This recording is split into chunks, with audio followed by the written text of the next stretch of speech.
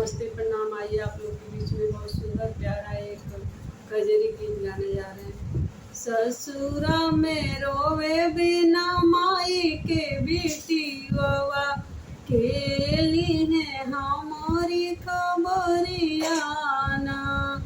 ससुरा में रोवे बिना माई के बेटी हुआ केली है हमारी खबरियाना।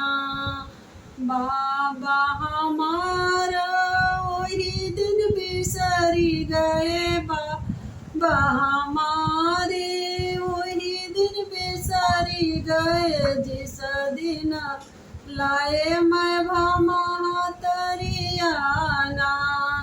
जिस दिन लाए मैं भमहतरियाना। ससुरा में रोवे बिना माई के बिटिया के अबली है खबरियाना। ससुरा में रोवे बिना माई के बिटिया के अबली है खबरियाना।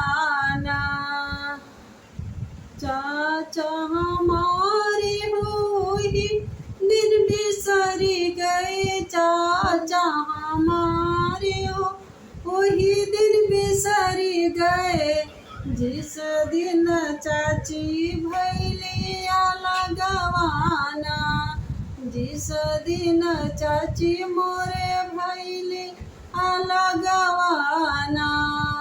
ससुरा में रोवे बिना माई के बिटिया के अबली है खबरियाना।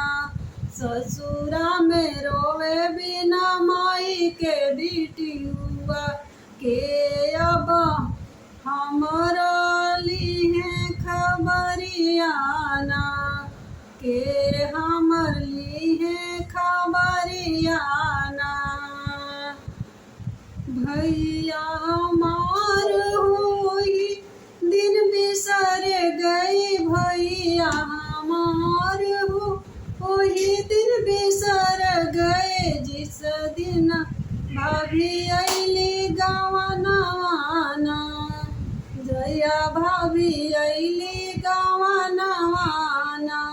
ससुरा में रोवे बिना माई के बिटिया के हमरली है खबरियाना। ससुरा में रोवे बिना माई के बिटिया के अबली है खबरियाना।